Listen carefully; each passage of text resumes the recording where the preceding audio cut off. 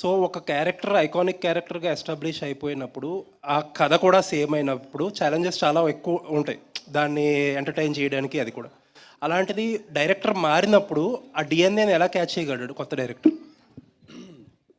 అంటే ఆల్రెడీ పాత డైరెక్టర్ కొంత ట్రావెల్ చేసి అంటే నేను ఎలా దాన్ని నమ్మాను తను చేయగలుగుతాడు అనేది నన్ను అడుగుతున్నారు సార్. అంటే మేము ఈ సినిమా యాక్చువల్లీ అది మేము ప్లాన్ చేసుకుని ఈ సినిమా విమల్ చేయకూడదని లేదా ఒక వేరే డైరెక్టర్తో వెళ్ళాలని మేము అనుకోలేదు sir.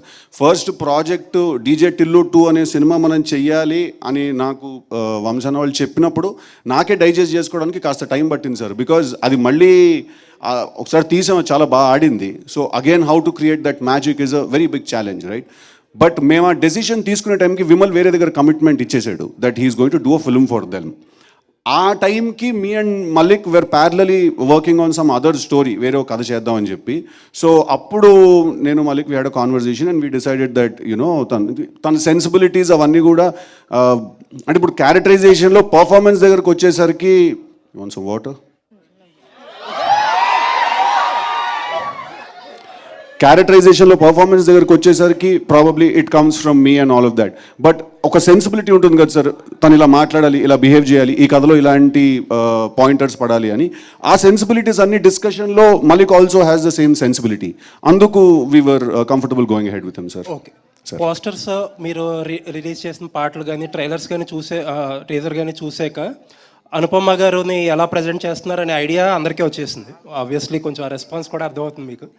But when you have first conceived this idea చాలామంది చాలా డిఫరెంట్గా అనుకున్నారు. ఎందుకంటే ఆవిడ ఎందాక చెప్పినట్టు she's doing girl next door characters, ఒక డిఫరెంట్ చాయిస్ అని అనుకోవాలి. అప్పుడు ఎవరిది ఐడియా అసలు ఆవిడని క్యాస్ట్ చేయాలని?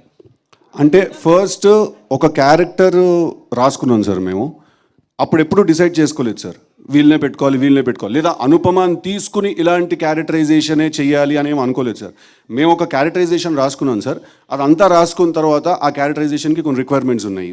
కాస్టింగ్ వైజ్ ఆలోచిస్తే ఎవరు ఈ సినిమాలో హీరోయిన్గా ఉండాలి అంటే డే 1 నుంచి we are very clear that Anupama is suppose to be the girl in this film. So అలా తీసుకుని ఎలా అనుకున్నారు? ఎందుకంటే ఆవిడ అప్పటిదాకా చేసిన క్యారెక్టర్స్ అన్ని డిఫరెంట్. అంటే ఎవరికి వచ్చింది ఐడియా ఫస్ట్? మాకు అందరికి కాదు అరే ఆగురా భయ్ కాదు, మేము అందరం కూడా యాజ్ అ టీమ్, ప్రొడ్యూసర్ ఉంటారు సార్, డైరెక్టర్ ఉంటారు, మాకు చిన్నబాబు గారు ఉన్నారు, మేము అందరం ఉన్నాం as a team. We all thought Anupama suits the characterization perfectly. Sir ఇప్పుడు అనుపమ ముందెప్పుడు ఇలాంటి రోల్స్ చేయలేదు కాబట్టి అలా కొత్తగా చేయిద్దాం అని అనుకోలేదు సార్. సార్ ఇప్పుడు Anupama is an actress sir, she's a bloody good actress. That she's a bloody good actress అండి ఆ అమ్మాయి. మేము 3 పేజీల సీన్ లొకేషన్కి తీసుకెళ్ళి అక్కడ ఇంకో 3 రాసినా కూడా 5 నిమిషాలు మొత్తం పట్టేసుకుని చేసేస్తుంది sir. So when she's a good actor, తను ఇలాంటి రోల్సే చేయాలి అలాంటి రోల్సే చేయాలి అనే కన్ఫైన్మెంట్ ఎప్పుడు మనం చేయకూడదు సార్. ఇంతే చేయాలని. She should do more roles, she should do more kind of characters. And like she said ఇందాక షీ వాంటెడ్ టు ఎక్స్ప్లోర్. తను కూడా అప్పుడు ఆ పాయింట్ ఆఫ్ టైంలో ఆ సేమ్ మైండ్ సెట్లో ఉంది. సో మేము వీవర్ లైక్ సార్ ఇప్పుడు ఆ రోల్లో అనుపమ కాకుండా ఇంకా వేరే ఏ హీరోయిన్ ఉన్నా కూడా అలాగే చేస్తాను సార్ సినిమా. ఎవరి కోసమో సినిమాని మార్చాను సార్. ఆ సినిమాకు ఒక రిక్వైర్మెంట్ ఉంటుంది సార్. నేను కూడా ఆ సినిమా కోసమే పనిచేస్తున్నాను sir. So you know we had to follow that. Sir I think he has one more question sir, తర్వాత I will come to you అండి. వంశీ గారు